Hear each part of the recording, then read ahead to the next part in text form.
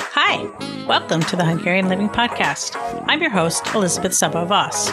Our goal is to discover, celebrate, and share Hungarian heritage and encourage you to do it too.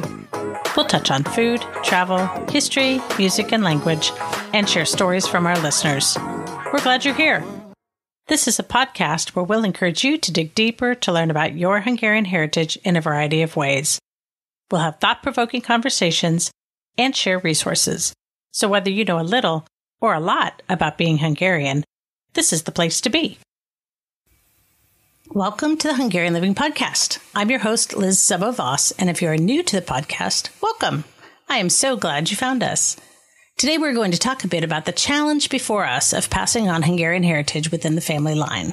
Whether you were single or married, with kids or without, live near your family or don't, it doesn't matter. We all face these challenges, but our determination and a little creativity can pull us through. You would be amazed at what people catch when they have someone in their life who intentionally introduces Hungarian culture and heritage to them. But what if it seems like no one cares? Well, I think you should do it anyway. Just because someone doesn't seem to care in the moment doesn't mean it will always be that way. For example, let's talk about me. I was your absolute typical teenager growing up in Youngstown, Ohio.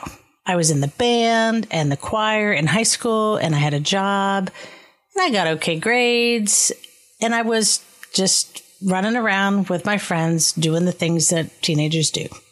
You can bet that I wasn't really busy digging into heritage things. I wasn't actively doing anything that had to do with Hungarian stuff. But believe me, that stuff was sitting in my brain, all that earlier exposure, not to mention the meals that my mom would cook.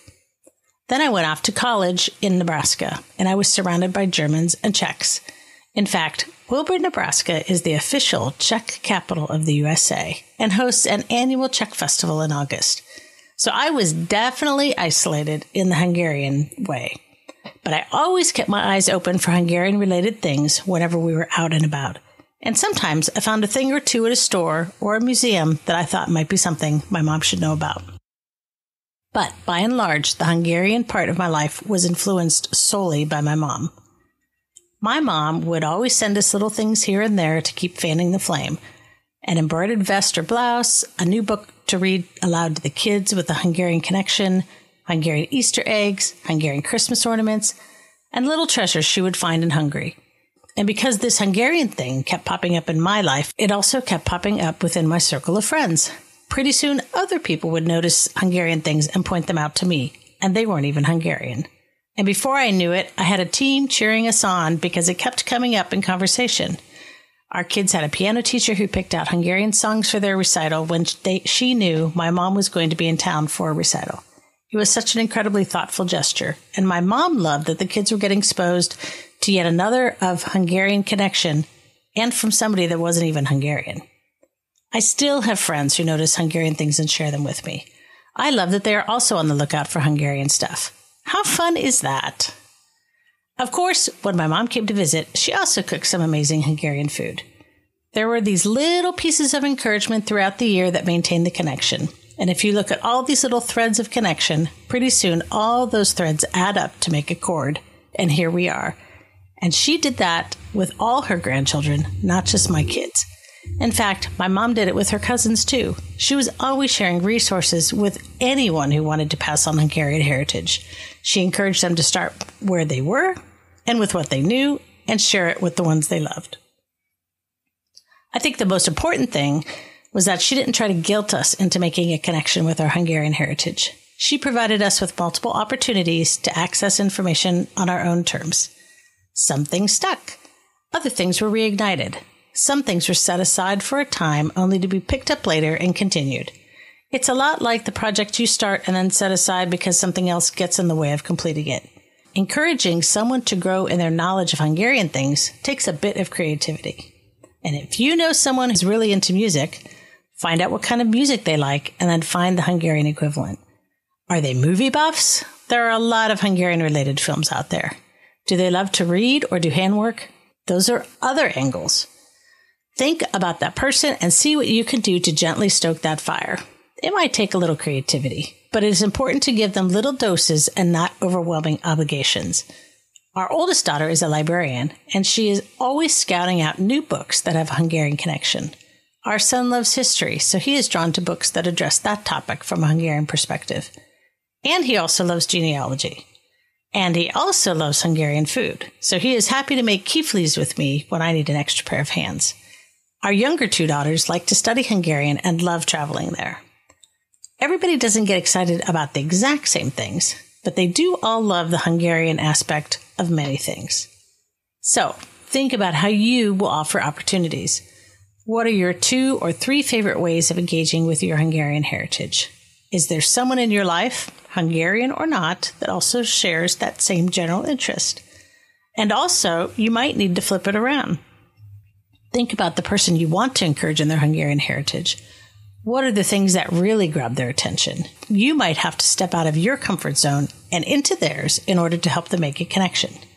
So if you have a movie buff in your life, they may be open to watching a movie with you that has a connection to Hungary, either the setting, the director, or a writer.